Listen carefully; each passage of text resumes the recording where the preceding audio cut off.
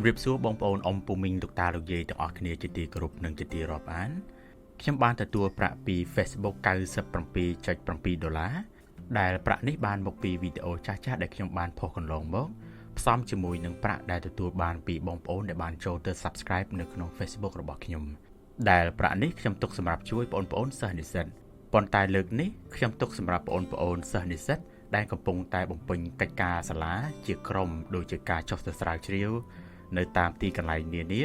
ឬក៏ចុះកម្មសិក្សាក្តីបងប្អូនអាចសរសេរនៅក្នុង comment ដើម្បីស្នើសុំប្រាក់នេះយកទៅប្រើប្រាស់ទៅតាមការគួរដោយអ្វីដែលបងប្អូនអ៊ំពូមីងលោកតាលោកយាយបានជ្រាបស្រាប់ហើយថាខ្ញុំតែងតែស្នើសុំឲ្យបងប្អូនសរសេរនៅក្នុង comment ក៏ព្រោះតែដោយសារតែប្រាក់នេះមានទំហំតិចតួចណាស់ហើយត្រូវការការគាំទ្របន្ថែមពីបងប្អូនអ៊ំពូមីងលោកតាលោកយាយដូច្នេះហើយប្រសិនបើបងប្អូនអ៊ំពូមីងលោកតាលោកយាយឃើញសំណើណាមួយរបស់បងប្អូនសិស្សនិស្សិតហើយចង់ចូលរួមជួយក៏សូមបងប្អូនអ៊ំពូមីងលោកតាលោកយាយមេត្តាទំនាក់ទំនងទៅបងប្អូនដោយផ្ទាល់ហើយអាចនឹងជួយពួកគេទៅតាមលទ្ធភាពដែលអាចធ្វើទៅបានធនធានមនុស្សមានសារៈសំខាន់ណាស់សម្រាប់ការអភិវឌ្ឍប្រទេសជាតិ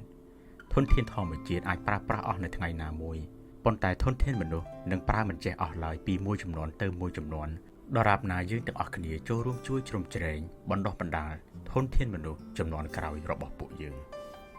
ឆ្លៀតក្នុងឱកាសនេះខ្ញុំក៏សូមជម្រាបជូនបងប្អូនអ៊ំពូមីងលោកតាលោកយាយទាំងអស់គ្នាបានជ្រាបដែរថាខ្ញុំមិនសូវជាសកម្មច្រើននៅលើបណ្ដាញសង្គមដោយកាលពីមុនដោយសារតែមានកិច្ចការងាររវល់ច្រើននៅឯកន្លែងការងារហើយម្យ៉ាងទៀតនោះក្រៅតែពីការបំពេញការងារពេញម៉ោងខ្ញុំត្រូវធ្វើការស្រាវជ្រាវសរសេរនិក្ខេបបទបញ្ចប់ការសិក្សារបស់ខ្ញុំពីទីក្រុងឡុងប្រទេសអង់គ្លេសជាលទ្ធផលពេលនេះខ្ញុំបានបញ្ចប់ការសិក្សារបស់ខ្ញុំដោយជោគជ័យនិងនៅបន្តបំពេញការងាររបស់ខ្ញុំនៅឯបណ្ឌិតសភាកងទ័ពអាមេរិកដើម្បីទទួលបានបទពិសោធន៍បន្ថែមទៀតជាមួយនឹងក្រុម Think Tank របស់កងទ័ពអាមេរិកដែលផ្ដោតលើការស្រាវជ្រាវនិងផ្ដល់យោបល់ផ្នែកយុទ្ធសាស្ត្រយោធាទោះបីជារវល់យ៉ាងណាក្តីខ្ញុំតែងតែផ្ញើប្រាក់ទៅបងប្អូនសិស្សនិស្សិតជារៀងរាល់ខែ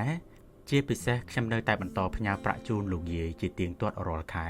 តាមរយៈអ្នកមីងដែលជាកូនប្រសារស្រីរបស់លោកយាយទៅតាមអ្វីដែលខ្ញុំបានសន្យានាពេលកន្លងមកជាចុងក្រោយខ្ញុំបាទសូមគោរពជូនពរនិងសូមជូនពរបងប្អូនអ៊ំពូមីងលោកតាលោកយាយទាំងអស់គ្នាឲ្យជួបប្រទះតែសេចក្តីសុខ4ប្រការគឺអាយុវណ្ណៈសុខៈពលៈកុំបីឃ្លានឃ្លាតឡើយសូមអរគុណនិងសូមជម្រាបលា